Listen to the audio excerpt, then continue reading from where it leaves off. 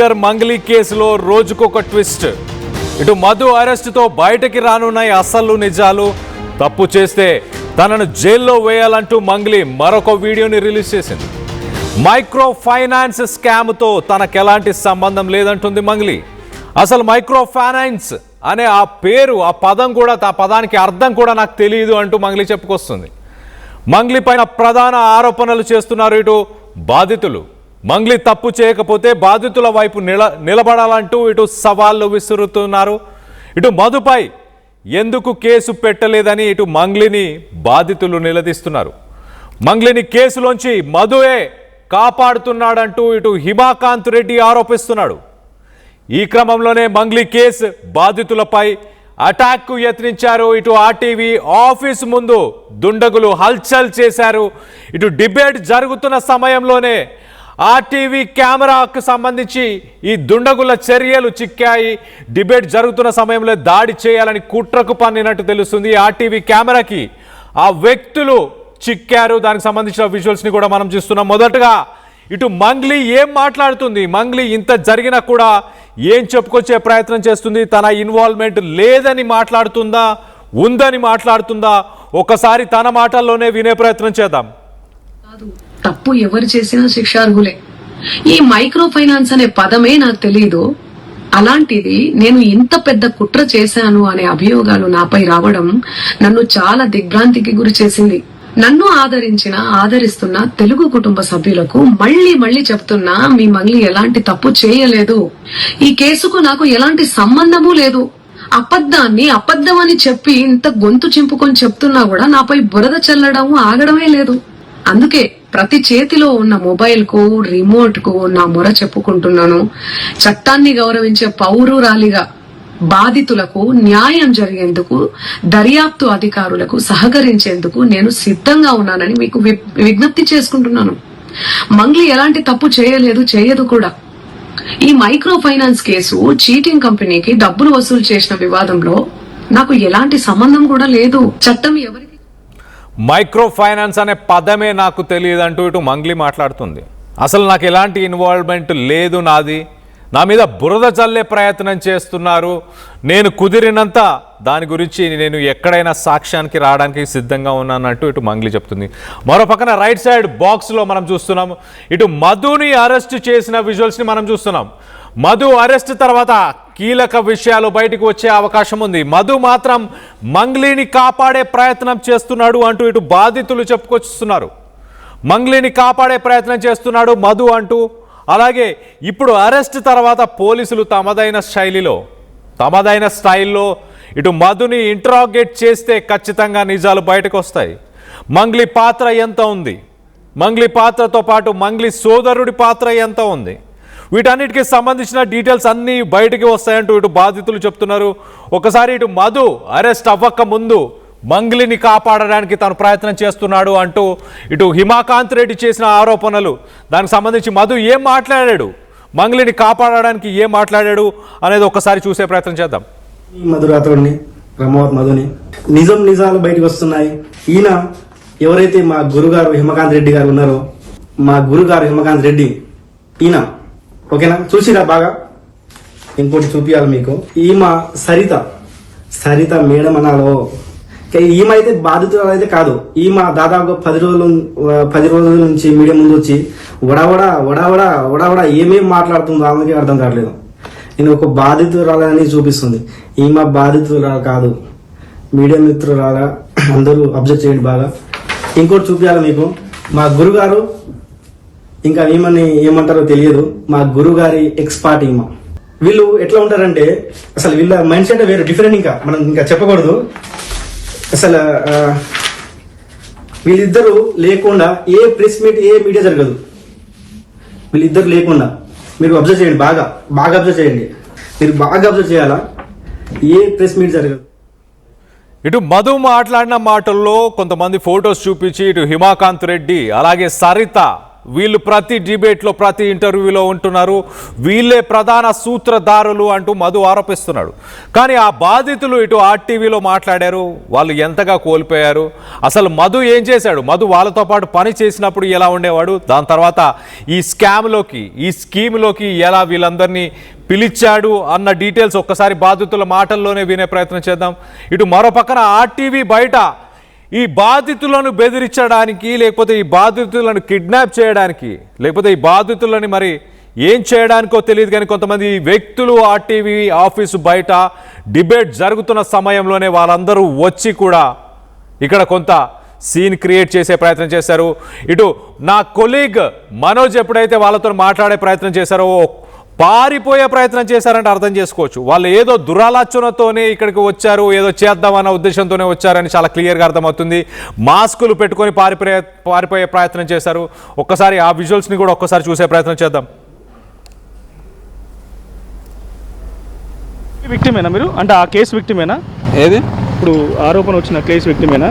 మీరు అట్లా లైవ్ తీయొద్దన్న. మీరు అంటే మీరు ఏం విక్టిమా చెప్ప, సస్పీషియస్ ఆఫీస్ దగ్గరకు వచ్చి నిలబడితే ఏమనుకోవాలి? సస్పీషియస్ ఏం లేదు. మీరు విక్టిమ్ అన్నారు, విక్టిమ్ అయి మాట్లాడండి. విక్టిమ్ అయితే మాట్లాడండి అన్న. మీరు కానీ మీరు అట్లా పెట్టకండి. మీరు మీ లాస్ గురించే కదా చెప్పేది. ఇప్పుడు లాస్ గురించి కానీ మీరు అట్లా పెట్టకండి. మీరేమన్నారు, విక్టిమ్ అన్నారా లేదా? అన్నాము, మేము మాట్లాడతాం కదా. మేము మరి మాట్లాడతాం కానీ మీరు ఎందుకు అట్లా లైవ్ మా ఇంకో పడుతారు? మేము పెడతాం కదా. కాదు, మీరు విక్టిమ్ అన్నారు, మీరు మాట్లాడండి. ఎందుకు భయపడుతున్నారు? అంటే ఎందుకు భయపడుతున్నారు మరి మీరు విక్టిమ్ అయితే? మీరు సస్పెన్షన్ ఆఫీస్ దగ్గరకు వచ్చే డౌట్ వస్తుంది. మా ఛానల్ ఆఫీస్ ముందు ఎందుకున్నారు మరి మీరు?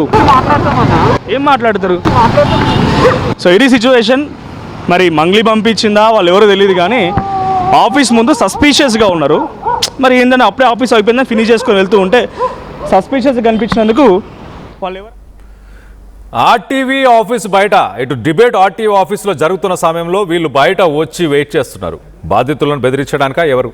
మరి మొత్తానికైతే ఎవరు అని నిలదీస్తే నేను విక్టిమ్ అంటాడు మొదటగా. సరే విక్టిమ్ అయితే మీరు చెప్పండి, మీ ప్రాబ్లం ఏంటి, మీరు ఎంత డబ్బులు కట్టారు, ఏం జరిగింది అని నా కొలీగ్ మనోజ్ అడిగినప్పుడు మాస్క్ పెట్టుకున్నాడు. వెంటనే మాస్క్ పెట్టుకున్న తర్వాత మీరు నా మీద కెమెరా ఎందుకు పెడుతున్నారు, తీసేయండి, నాకేం సంబంధం లేదు, నేను విక్టిమ్ కాదు అన్నాడు. దాని తర్వాత మీరు ఇక్కడ ఎందుకు వచ్చారు, ఎందుకు ఉంటున్నారు అని అంటే పరుగులు తీయడం స్టార్ట్ చేశాడు. అక్కడి నుంచి పారిపోవడం స్టార్ట్ చేశాడు. ఒక వ్యక్తి ఇలా పారిపోతే మరొక వ్యక్తిని నా కొలీగ్ మనోజ్ మాట్లాడే ప్రయత్నం చేశాడు. ఇతనితో పాటు ఉన్న వ్యక్తే మీరిద్దరు ఎందుకు వచ్చారు ఏంటి అని నా కొలీగ్ ప్రశ్నించినప్పుడు ఆయన ఇచ్చిన సమాధానాలు ఏంటో ఒక్కసారి చూసే ప్రయత్నం చేద్దాం. సో ఇంకొంతమంది ఆఫీస్ దగ్గరే ఉన్నారు. నా ఆఫీస్ దగ్గరికి మళ్ళీ వెళ్తున్నా. మీరు మేము రాలేమనుకో. అప్పటి నుంచి ఆఫీస్ దగ్గర ఉన్నారు కదా మీరు కూడా. విక్టిమ్ అని అన్నారు. ఆయన ఎవరు ఇందాక మీతో వచ్చిన? ఎవరు మీతో పాటు వచ్చిన ఆయన? నాతో రాలే. మీరే అన్నారు కదా ఇద్దరం కలిసి వచ్చినామని. ఇందాక రికార్డ్ అయింది, అది కూడా రికార్డ్ ఉంది. ఇద్దరం కలిసి వచ్చినామని అన్నారు కదా, రికార్డ్ ఉంది. ఆయనతోటి ఇంకో ఆయన కలిసి వచ్చినాను. మీరెవరు అసలు? అప్పటి నుంచి ఆఫీస్ దగ్గర వెయిట్ చేస్తున్నారు. మీరు అక్కడ తిరుగుతున్నానండి. నేను ఇక్కడ ఎందుకండి? ఎప్పుడు చూడలేదు ఇక్కడ ఆఫీస్ దగ్గర. ఎవరు? ఎప్పుడు ఆఫీస్ దగ్గర చూడలేదు. ఎవరిని? మా ఆఫీస్ మీ స్టాఫ్ కాదు కదా. ఆఫీస్ దగ్గర చాలా సేపు నుంచి వెయిట్ చేస్తున్నాం. వాచ్మెన్ చెప్పినాక బయటకు వచ్చినా నేను. అసలు మీరు ఎవరైనా అడుగుతున్నా? నేను ఉండలేను. అప్పుడే మీరు మాట్లాడే సంబంధం లేదు. ఇది ఇందాక ఆఫీస్ దగ్గర వెయిట్ చేసిన దాంట్లో ఆయన కూడా ఉన్నారు. సో ఆయన కూడా నాకు సంబంధం లేదు అని అంటున్నారు. ఆయన అంటే ఏమనుకోవాలి అసలు యాక్చువల్గా? మా ఆఫీస్ దగ్గర మీరు ఏం చేస్తున్నారు, ఎందుకు వచ్చారు అని నా కొలీగ్ మనోజ్ అడిగినప్పుడు నేను మీ స్టాఫ్ కాదు కదా అని చాలా క్లియర్గా మాట్లాడుతున్నాను. అంటే మీ స్టాఫ్ కాదు కదా అంటే మీ ఆఫీస్ తెలుసు, మీ స్టాఫ్ తెలుసు, మీ బిల్డింగ్ ప్రిమిసెస్లో నేను ఉన్నాను అని ఒక రకంగా ఒప్పుకుంటూనే పారిపోయిన ఇంకొక వ్యక్తికి నాకు ఎలాంటి సంబంధం లేదు అంటూ చెప్పుకొచ్చే ప్రయత్నం చేస్తున్నారు. సో మొత్తం మీద బాధితుల మీద కొంత ప్రెషర్ తీసుకొచ్చే ప్రయత్నం చేస్తున్నారు. వాళ్ళు ఎవరు అనేది తెలియదు కానీ మొత్తానికైతే ప్రెషర్ తీసుకొస్తున్నారు. వాళ్ళని బెదిరించే ప్రయత్నం చేస్తున్నారా, వాళ్ళని కిడ్నాప్ చేసే ప్రయత్నం చేస్తున్నారా, వాళ్ళ గొంతుని నొక్కే ప్రయత్నం చేస్తున్నారా? వీటన్నిటికి సంబంధించి మరింత అప్డేట్ తీసుకునే ప్రయత్నం చేద్దాం. ఇటు మా ప్రతినిధి ఇన్నారెడ్డి అందుబాటులో ఉన్నారు. ఇన్నారెడ్డితో మాట్లాడి తెలుసుకునే ప్రయత్నం చేద్దాం. ఇన్నారెడ్డి చెప్పండి, అసలు నిన్న ఆర్టీవీ ఆఫీసు బయట కొంత గందరగోళం క్రియేట్ చేసే ప్రయత్నం, ఇక్కడికి వచ్చే డిబేట్లో పాల్గొన్న బాధితులను బెదిరించే ప్రయత్నం చేస్తున్నారా? మరోపక్కన మధుకు సంబంధించి లేటెస్ట్ అప్డేట్ ఏముంది? కళ్యాణ్, మనం గమనించవచ్చు ఈ టోటల్ ఎపిసోడ్ లో ఆర్టీవీ చాలా ఎక్స్క్లూజివ్ గా ప్రతి విషయాన్ని కూడా మనం ప్రజల ముందు, అంటే నిర్ణేతలు ప్రజలే కాబట్టి ప్రజల ముందు వచ్చే ప్రయత్నం చేస్తున్నాం. ఈ క్రమంలోనే ఇక జరుగుతున్న పరిణామాలన్నీ చూస్తున్నాం. తర్వాత దీంట్లో మంగ్లీకి ఇన్వాల్వ్మెంట్ లేదు, మంగ్లీ పేరు చెప్పి డబ్బులు వసూలు చేశారని చెప్పి చాలా కరాఖండిగా బాధ్యులు చెప్పి మనం చెప్తా ఉన్నాం. అయితే నిన్న జరుగుతున్న పరిణామాలు చూస్తూ ఉంటే మన డిబేట్ లో దాదాపుగా 10 మంది బాధితులు వచ్చి మంగిలికి సంబంధించి వాళ్ళ తమ్ముడికి ఎలాంటి ఇన్వాల్వ్మెంట్ ఉంది, వాళ్ళ ఇంట్లోకి పోయి వాళ్ళ ఇంట్లో కూడా వీళ్ళు వెళ్ళిన వీడియోస్ తో పాటు అక్కడ పటాన్ చెరువులో బాధితులు అంటూ హేమాకాంత్ రెడ్డిని ఎక్స్క్యూజన్ చేసే ప్రయత్నం చేసినప్పుడు ఆ హేమాకాంత్ రెడ్డి కూడా చాలా స్పష్టంగా అంటే పటాన్ చెరువులో ఉన్న ఎవరైతే బాధితులని చెప్పంటున్నారో వాళ్ళు అసలు మధు తెలియదని చెప్పని కూడా వాళ్ళు ఆ రోజు ప్రెస్ మీట్ చెప్పడం జరిగింది. అంటే పటాన్ చెరువులో వ్యక్తులతో కూర్చొని తర్వాత హేమాకాంత్ రెడ్డి మధు దగ్గర డబ్బులు ఎప్పిస్తావు, తర్వాత డబ్బులు ఇమీడియట్ గా ఇవ్వండి అని చెప్పేసి అని కూడా ఆయన నిలదీసిన వీడియో కూడా బయటకు వచ్చింది. అంటే వీళ్ళందరూ కూడా బాధ్యులే, కానీ వాళ్ళకి డబ్బులు ఇస్తానని చెప్పేసి ఇలా మంగిలికి సంబంధం లేదని చెప్పే ప్రయత్నం చేయండి అని చెప్పేసి కూడా వాళ్ళు చెప్తున్నట్టుగా అక్కడ అర్థమైంది. అంటే ఇక్కడ నిజాలు వెలుగు తీసేందుకు బాధితుల వర్షను తర్వాత జరుగుతున్న పరిణామాలు మన దగ్గర ఉన్న ఎవిడెన్సులు, అది మనం చూపించిన ఎవిడెన్సులు కాదు, బాధితులు ప్రత్యక్షంగా లైవ్ లోనే చూపించారు. సో ఇవన్నీ కూడా ఏమవుతుందంటే అవతల పక్క వ్యక్తులను డైనమలో పడేస్తుంది. అంటే రోజు రోజుకి మన మీద ఆరోపణలు ఎక్కువైతా ఉన్నాయి, మనం తప్పుడు మనుషులుగా బయటపడే ఇష్యూ జరుగుతా ఉంది. కాబట్టి ఏదో రకంగా ఈ బాధితులను భయభ్రాంతికి గురి చేసే ప్రయత్నం చేయాలన్న ఇంటెన్షన్ తోటే మన డిబేట్ జరుగుతున్నప్పుడు మన ఆర్టీవీ బయట చాలా మంది గుమిగూడారు. మరి వాళ్ళు బయటకు వస్తే వాళ్ళని ఏం చేయాలని, అటాక్ చేయాలన్నా లేకపోతే వాళ్ళ మీద వాళ్ళని తీసుకుపోయి కిడ్నాప్ చేయాలన్నా, తర్వాత అంటే వాళ్ళ ఇంటెన్షన్ ఏంటో కూడా మనకు చాలా స్పష్టంగా అర్థమవుతా ఉంది. ఖచ్చితంగా ఈ విషయంలో పైన డిబేట్ జరుగుతున్నప్పుడు వాస్తవాలు చెప్పడం, సాక్ష్యాధారాలు చూపించడంతో ఒక రకమైన సెల్ఫ్ డిఫెన్స్ లో పడ్డారు అవతల పక్క వ్యక్తులు. అది నేను మంగిలి అని చెప్పాను, తర్వాత ఎవరు చేస్తారని చెప్పాను, మొత్తం మీద ఒక గ్యాంగ్ మధుకు సంబంధించిన గ్యాంగ్ కూడా అయ్యి ఉండొచ్చు. ఈ క్రమంలోనే అంటే మన లైవ్ డిబేట్ జరుగుతున్న క్రమంలోనే మధు అరెస్ట్ అవ్వడం జరిగింది. సైబరాబాద్ పోలీసులు సైబరాబాద్ కమిషన్ పరిధిలో కేసు నమోదు అవటం, తర్వాత మధుని అరెస్ట్ చేయడం జరిగింది. మధు అరెస్ట్ అయ్యాడు కాబట్టి ఇప్పుడు బాల్ అనేది పోలీసు చేతులకు వెళ్ళింది. హైదరాబాద్ పోలీసులు తర్వాత తెలంగాణ పోలీసుల చేతిలో పడిన తర్వాత ఖచ్చితంగా మనం ఏమైతే నిజాలు మనం పబ్లిక్ ముందు ఉంచామో ఆ నిజాలకు సంబంధించి వాస్తవాలను బయట పెట్టడానికి తెలంగాణ పోలీసులు ఖచ్చితంగా ముందుంటారు. దాంట్లో చాలా విషయాలు బయటకు వస్తాయి. ఇప్పుడు నాకు సంబంధం లేదు, దీని ఏంటి ఇన్వాల్వ్మెంట్ లేదు అని చెప్పని పబ్లిక్ ముందు చెప్పుకోవచ్చు, కానీ పోలీస్ ఇన్వెస్టిగేషన్ లో ఖచ్చితంగా చాలా విషయాలు తేలుతాయి. పోలీస్ ఇన్వెస్టిగేషన్ లోనే ఇవన్నీ కూడా బయటపడే అవకాశం కనిపిస్తా ఉంది. కళ్యాణ్, మొత్తం మీద ఒక ప్లాన్ ప్రకారం పైన డిబేట్ లో వాస్తవాలను లైవ్ లో చూపిస్తున్నాము, వాస్తవాలను చెప్తా ఉన్నారు, అదే కాకుండా ఎవిడెన్స్ కూడా చూపిస్తా ఉన్నారు. ఇవన్నీ చూపించిన తర్వాత అవతల పక్క వ్యక్తులు డైనమాలో పడి వాళ్ళని అటాక్ చేయాలనే ఉద్దేశం నేను అనుకుంటున్నాను. తర్వాత ఈ విషయాన్ని మనం పోలీసు దృష్టి కూడా తీసుకెళ్తున్నా ఉన్నాం. తర్వాత వాళ్ళు ఎవరు, వాళ్ళ డీటెయిల్స్ అని మీకు తెలుసా అని చెప్పారు పోలీసులు అడిగినప్పుడు. సార్ వాళ్ళు ఎవరు గుర్తులేని వ్యక్తులు పైన డిబేట్ జరుగుతున్నప్పుడు బయట గుంపులుగా వెయిట్ చేశారు, మీరు కెమెరా పెట్టగానే వాళ్ళు పరారయ్యారు. మనోజ్ వాళ్ళు ప్రశ్నిస్తున్నాం అన్నాడు. ఒకప్పుడు బాధితులు అంటారు, తర్వాత మేము కాదు అంటారు, తర్వాత కలిసి వచ్చామంట. అంటే ఆ చెప్పే మాటల్లో పొంతం లేకుండా పోతుంది. కాబట్టి ఖచ్చితంగా మైండ్ లో ఒక ఇంటెన్షన్ పెట్టుకొని వాళ్ళు ఏదో ఒక హడావుడి సృష్టించడమో, గడబడి చేయటమో, లేకపోతే బాధితులు అటాక్ చేయటమో, బాధితులు కిడ్నాప్ చేయటమో ఏదో ఒక ఇంటెన్షన్ వచ్చారు. కాకపోతే అక్కడ మన కెమెరా అలర్ట్ అవడంతో పరారయ్యారు. స్పష్టంగా మన కెమెరా నిజంగా వాళ్ళకి సంబంధం లేదు, వాళ్ళు ఎవరో తెలియదు, ఏదో మేము చూడటానికి వచ్చామని చెప్పంటే నిలబడి చెప్పాలి. కానీ అవుతున్నారంటేనే ఖచ్చితంగా దాంట్లో వాళ్ళ ఇంటెన్షన్ వేరే ఉంది. ఖచ్చితంగా అటాక్ చేయడానికో లేకపోతే ఏదన్నా గడిబిడి సృష్టించడానికి వాళ్ళు గుంపులుగా వచ్చినట్టుగా మనకు చాలా స్పష్టంగా అర్థమవుతా ఉంది. మరి ఈ విషయం మీద మనం పోలీసు దృష్టి కూడా తీసుకెళ్ళడం జరుగుతా ఉంది. ఖచ్చితంగా వాస్తవాలు బయటపెట్టే క్రమంలో ఎవరు ఎలాంటి అటాక్ చేసినా కూడా ఆర్టీ ఎట్టి పరిస్థితుల్లో భయపడే ప్రసక్తి లేదు. ఇలాంటి విషయాలను పబ్లిక్ ముందు ఉంచుతాం. ఒక విషయం చెప్పాలి కళ్యాణ్, ఫస్ట్ నుంచి మనం చెప్తా ఉన్నాం, మధుకు సంబంధించి సర్టిఫికేట్ నేను దాదాపుగా ప్రతిసారి కాల్ చేస్తూ ఉన్నా. మేము ఒక వర్షం ఇస్తున్నప్పుడు ఖచ్చితంగా మీ వర్షం కూడా చెప్పండి. మా ఆర్టీవీ ఇంటెన్షన్ ఇరువైపులా వర్షం పబ్లిక్ ముందు ఉంచడం అనేది మా అని చెప్పంటే, సరే సార్ వస్తాను సార్, రేపు వస్తాను కానీ ఆయన కెమెరా ముందు రావడానికి భయపడతా ఉన్నాడు. అలాగే మధు కూడా సొంతం లేని వీడియోలు క్రియేట్ చేస్తా ఉన్నాడు. నిన్న ఇక్కడ 2 విషయాలు మనం గమనించాలా కళ్యాణ్.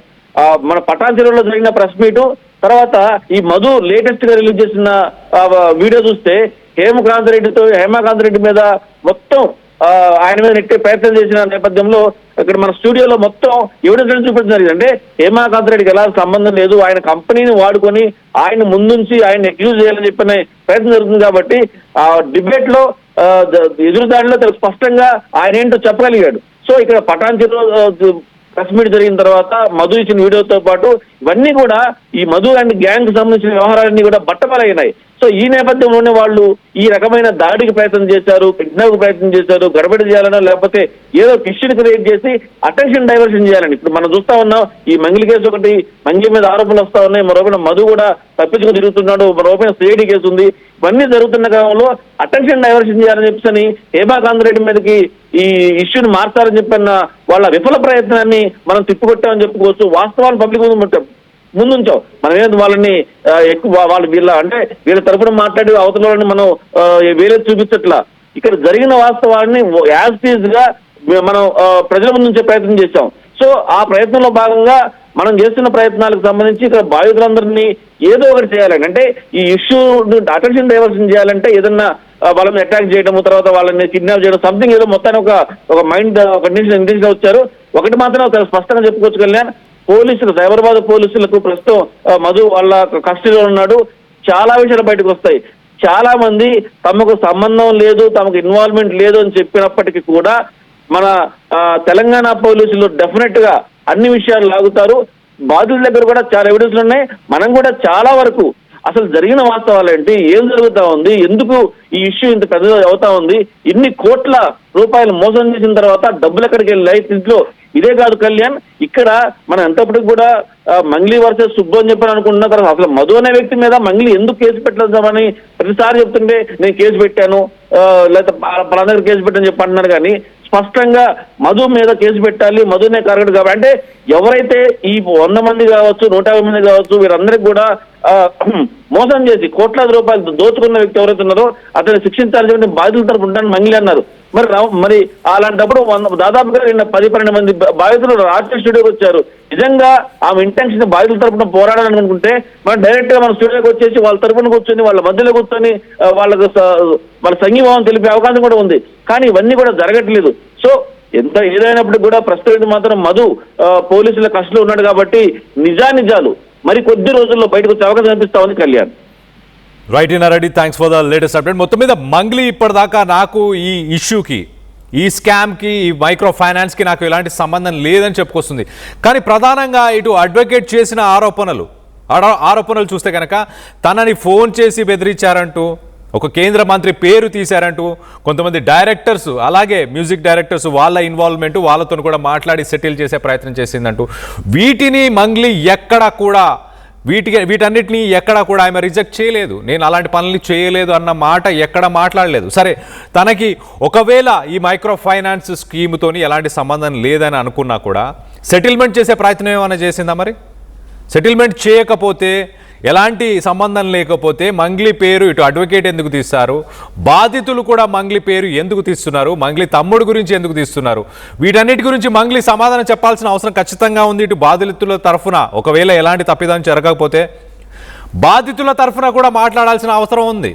ఎందుకంటే తన ఇన్వాల్వ్మెంటు, తన పేరుకు సంబంధించిన వాళ్ళు, అలాగే తన చెల్లిని పెళ్లి చేసుకోబోతున్నాడు మధు అంటూ కూడా వార్తలు వచ్చాయి. మరి దానిపైన కూడా క్లారిటీ ఇచ్చే అవకాశం ఖచ్చితంగా మంగ్లీ క్లారిటీ ఇవ్వాల్సిన అవసరం ఉంది. ఇటు మరో పక్కన బాధితుల్లో హిమాకాంత్ రెడ్డియే మేజర్ రోల్ ప్లే చేశాడు అంటూ ఇటు మధు చెప్పుకొస్తున్నాడు. వాస్తవానికి మరి హిమాకాంత్ రెడ్డి వీడియోస్, ఒక్కసారి హిమాకాంత్ రెడ్డి షేర్ చేసిన కొన్ని వీడియోస్ ఉన్నాయి, తన వీడియోస్ని కూడా చూసే ప్రయత్నం చేద్దాం. దాంట్లో ఎవరెవరు ఉన్నారు ఏంటి డీటెయిల్గా అనాలిసిస్ చేద్దాం.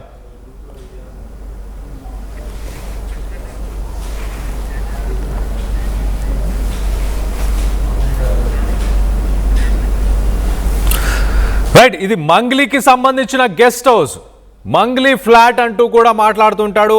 అదే ఫ్లాట్లో, అదే గెస్ట్ హౌస్లో ఇటు మధు అక్కడ కూర్చొని మరి భోజనం చేస్తున్నాడు. మధుకి మంగ్లీకి ఎలాంటి సంబంధం లేదా? ఇటు మంగ్లీ చెల్లిని మధుకిచ్చి పెళ్లి చేద్దామని అనుకోలేదా? ఒకవేళ అనుకోకపోయి ఉంటే మరి మంగ్లీకి సంబంధించిన ఫ్లాట్లో మధు ఏం చేస్తున్నాడు? హిమాకాంత్ రెడ్డి తీసిన ఆ వీడియోస్ని మనం చూడొచ్చు. హిమాకాంత్ రెడ్డి రాత్రి వేళ అక్కడ కూర్చొని ఆ ఫ్లాట్కి సంబంధించిన విజువల్స్ అన్నీ తీస్తున్నాడు. ఇటు డైనింగ్ టేబుల్ మీద మధు కూర్చొని డిన్నర్ చేస్తున్న వీడియోస్, భోజనం చేస్తున్న ఆ వీడియోస్లో మనం చూడొచ్చు చాలా క్లియర్గా. హిమాకాంత్ రెడ్డి ఇటు మధుకి మంగ్లీకి ఉన్న రిలేషన్ని ఎగ్జిబిట్ చేస్తున్నాడు, చాలా క్లియర్గా చూపించే ప్రయత్నం చేస్తున్నాడు. మరో పక్కన ఇటు మంగ్లీ మాట్లాడే మాటలు అసలు సంబంధం లేకుండా, పొంతన లేకుండా ఉన్నాయి అంటూ ఇటు బాధితులు చెప్పుకొస్తున్నారు. తమని మోసం చేశారు ఒక మైక్రో ఫైనాన్స్ స్కీమ్లో అంటూ బాధితులు చెప్తున్నారు. ఇటు మంగ్లీ ఫ్లాట్లో మరి మధు ఏం చేస్తున్నాడు? సెటిల్మెంట్ చేద్దామన్న ప్రయత్నం మంగ్లీ చేసిందని మీరు భావిస్తున్నారా? దీనికి సంబంధించి మీరేమనుకుంటున్నారు? మీ అభిప్రాయాలని కింద కామెంట్ రూపంలో తెలియపరచండి. మంగ్లీకి ఎలాంటి సంబంధం లేదని మీరు భావిస్తున్నారా, లేకపోతే మంగ్లీ ఇన్వాల్వ్మెంట్ ఖచ్చితంగా ఉందని మీరు భావిస్తున్నారా? ఒకవేళ ఎలాంటి ఇన్వాల్వ్మెంట్ లేకపోతే మంగ్లీ ఫ్లాట్లో మధు ఏం చేస్తున్నాడు? ఎలాంటి రిలేషన్ ఉంది మధుకి అలాగే మంగ్లీ ఫ్యామిలీకి? దీనికి సంబంధించి మీ అభిప్రాయాలు ఏంటనేది కింద కామెంట్ రూపంలో తెలియపరచండి. అలాగే మధు పోలీసుల కస్టడీలో ప్రస్తుతానికి ఉన్నాడు. మరిన్ని నిజాలు, విస్తుపోయే నిజాలు రానున్న కొన్ని గంటల్లోనే ఇటు మధు వెల్లడించబోతున్నాడు. దీనికి సంబంధించి ఆర్టీవీ ఛానల్ని చూస్తూ ఉండండి. లేటెస్ట్ అప్డేట్స్ని మీకు ఇచ్చే ప్రయత్నం చేస్తాం. మీ అభిప్రాయాలను కూడా కింద కామెంట్ రూపంలో తెలియపరచండి.